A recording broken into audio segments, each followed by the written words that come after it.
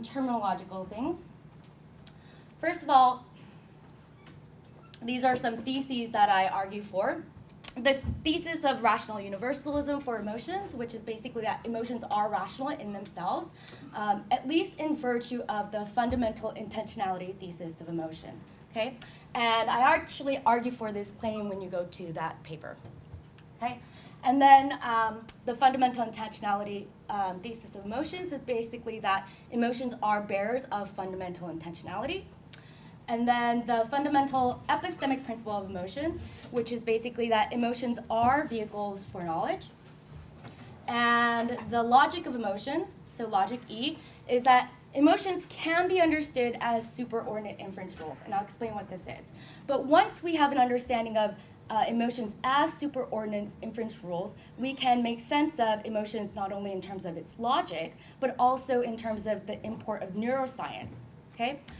You can understand epistemically this project as a project of naturalizing the epistemology of emotions. Okay? And then finally, we have the import of neuroscience for emotion. Neuroscience can provide an explanation of how the emotions can have fundamental intentionality and also how emotions can be vehicles for knowledge. Okay? Some technical terms. So these I actually introduced in that article that I mentioned. Emotions are instrumentally rational, emotions are epistemically rational, and emotions are evaluatively rational. And maybe in the Q&A I'll address if you have questions about what I mean by this. Okay? Now, what's important is I make these distinctions in order to distinguish these ways in which emotions can be rational from the ways in which, or the way in which emotions can be rational in themselves. Okay? So this is the ontological rationality of emotions. Okay? And I think this distinction is really, really important when we want to talk about whether or not emotions can be vehicles for knowledge. Okay? Okay, so what do I mean by emotions being ontologically rational? Okay? Well, in order to understand the ontological rationality of emotions, what I argue for, also in that paper, which is not here, but it is actually part of my first argument, is the criterion for the rationality of emotions. Okay? So what I suggest is basically this.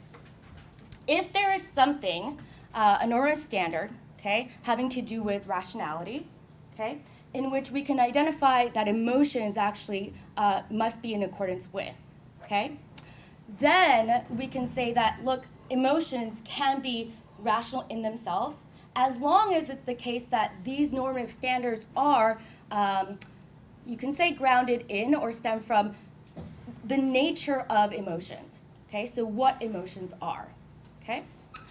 In general, basically, if you look at the emotional literature, okay, fairly across the board, most theorists will say that there are normative conditions that emotions fulfill, okay? So basically, we have core being met, okay?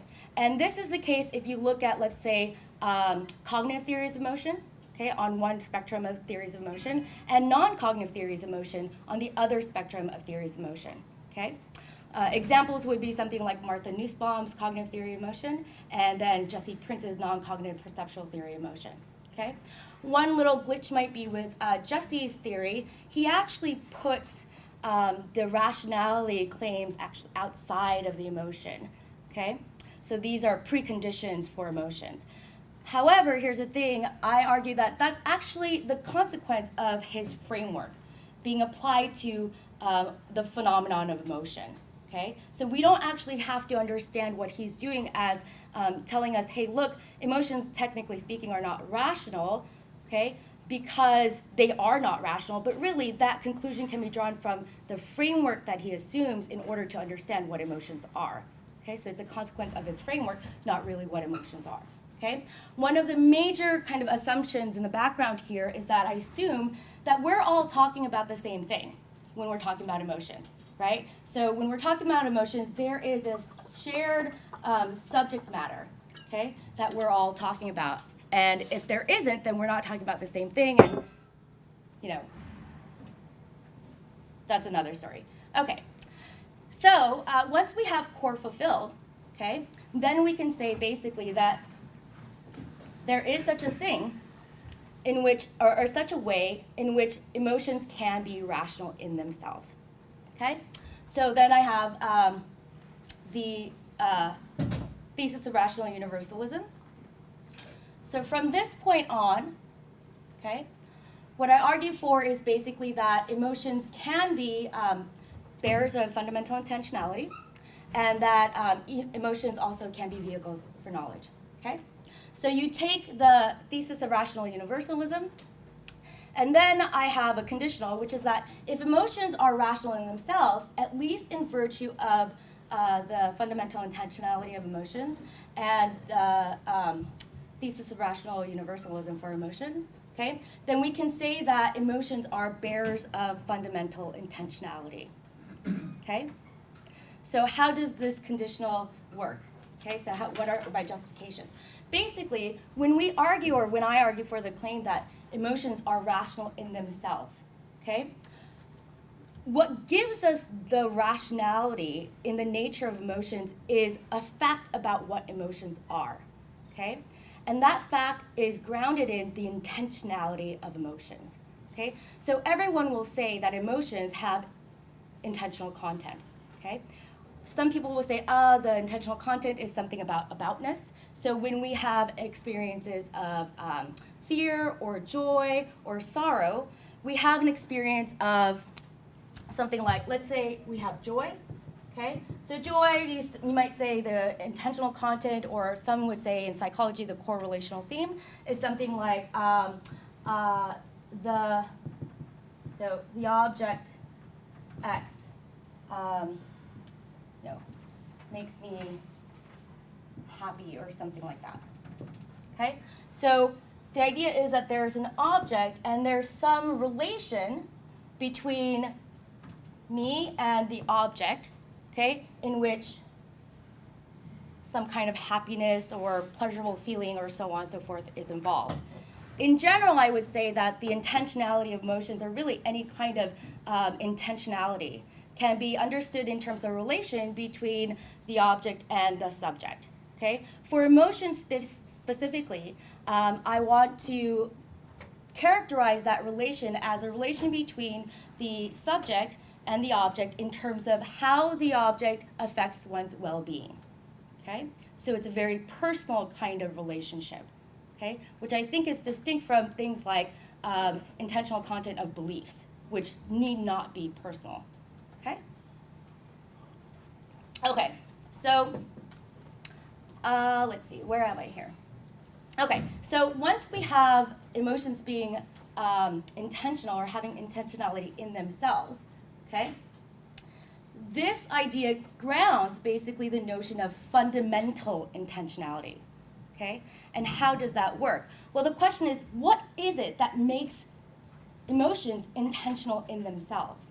There has to be some aspect of our psychology, basically, which is where I'm going, okay, in which it makes sense for us to say that this kind of intentionality arises, okay? So with the previous speaker, is it Paul? No, it's Pascal. So Pascal, you made a claim about inferences, and you said, hey, look, the way that you understand inferences, you can talk about like modus ponens, right? So this is the kind of analogy that I like to draw. If P, so I'll use the arrow. If P then Q, P so Q, okay? So this is an argument form, and it's supposed to give us rules for making inferences, right? However, the question is, what grounds this rule of inference, right? So this is an inference rule, okay, in logic. Okay, so this is the naturalizing move, okay? What grounds this inference rule, right? There has to be something, okay, in our psychological architecture, okay, that can allow us to even say that this is an inference rule, okay? So maybe there is, and some might say, look, there's something in our psychological architecture that gives us this as an inference rule, and that is something like if P then Q, P so Q, okay? But this is the form as an inference rule, and then this is something like the concept maybe of modus ponens, okay? In order to have this concept, there has to be something about our psychological architecture that even allows us to think of this, okay? So that's basically where I'm going with emotions, okay? In order for us to even recognize that emotions have intentionality, okay, there has to be something that grounds that, okay? And I'm suggesting, look, one way in which we can say that that something is grounded, okay, or one way in which we can identify or characterize or describe what that is that grounds the intentionality of emotions is something about the fundamental intentionality of emotions, okay? So there's like the intentionality at one level, okay, and then the fundamental intentionality at the other level. In some sense, you can understand this in terms of what I call my semantic dualism, okay? So here we have the semantic level, okay? And this you might say is like traditional logic, okay? And then here you have the metaphysical level, okay? And this is where you get into the actual architecture of psychology, okay, or our mind, okay? Okay. So now we have the claim that emotions are bearers of fundamental intentionality, and if it's the case that emotions are bearers of intentionality, okay, and also fundamental intentionality, so there's at least two ways that you can derive actually the conclusion that I need, then we can also say that emotions can be vehicles for knowledge, okay? Because as soon as we get content, basically, this is what we're saying, okay, or I'm saying, as soon as we get content, okay, in emotions, through the intentionality of emotions, then we have a way of making an argument for how emotions can know, okay? Because all we really need is information, okay? And then we can draw analogies with beliefs, okay? So one question that I actually had for Pascal is whether or not you're skeptical about the justification or inferences of beliefs as well. Because the Boghossian problem that you're suggesting, right, you're drawing a parallel between beliefs and emotions.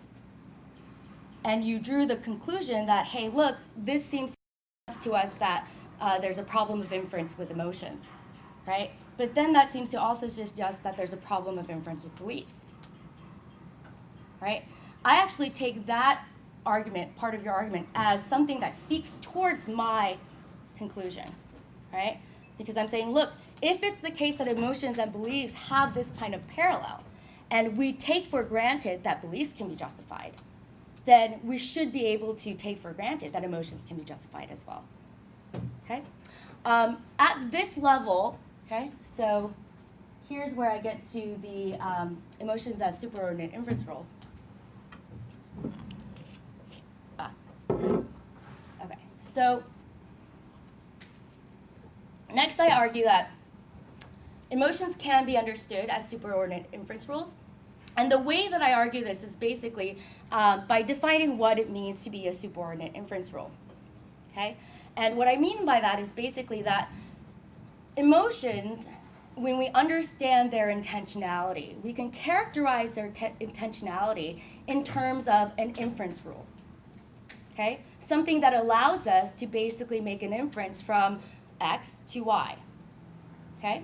So when I'm feeling fear, when I'm feeling joy, I can infer that there is something causing that joy, something causing that fear, so on and so forth, okay? This gives us the kind of causal link, okay, that one would need in order to suggest that ultimately neuropsychology can explain how emotions can know, okay? Okay, so possible objections. So the argument that I make actually up here in subargument A can actually be countered by Jesse Prince is one of the views, but I already explained my response for the kind of criticism that he might give, right? That emotions basically, and this is Amelie Roidy's somewhat, criticism that she might give as well, that they're just not the kinds of things to be rational, irrational, or bearers of knowledge, okay? And I think for Royde, she actually talks about the rationality of emotions, and her criticism needs to be understood very carefully, because what she, I think, is primarily concerned about is us treating emotions as if they were like independent things that are bearers of knowledge, or rational things like that are not like people, right? So kind of reifying emotions, okay? Jesse, what he argues, right, is that basically because the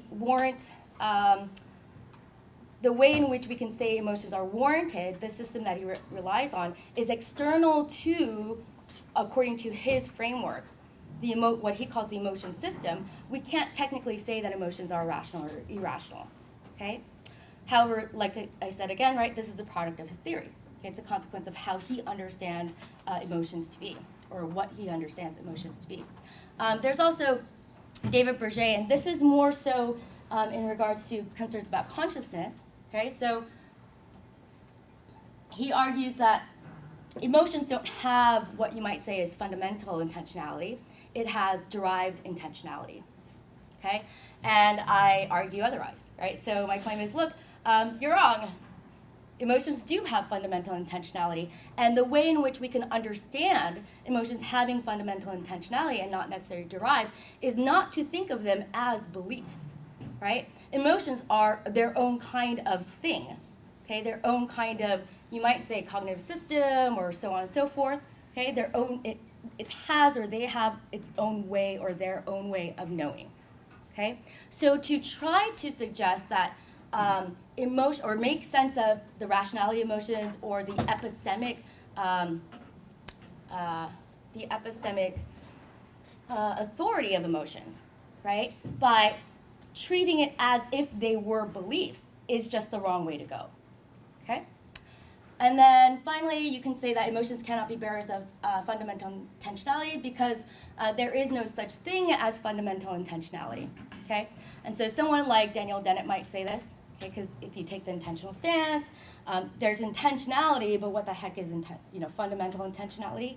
And he thinks everything is just derived intentionality. So I am actually working on a paper that's going to be part of this chapter, because it just ended up too long. And it's called Original Intentionality. There's a earlier version, okay, the explanations. And I have a earlier version on Academia EDU. Okay, so you can go up there and look at it. I might actually upload the newer version.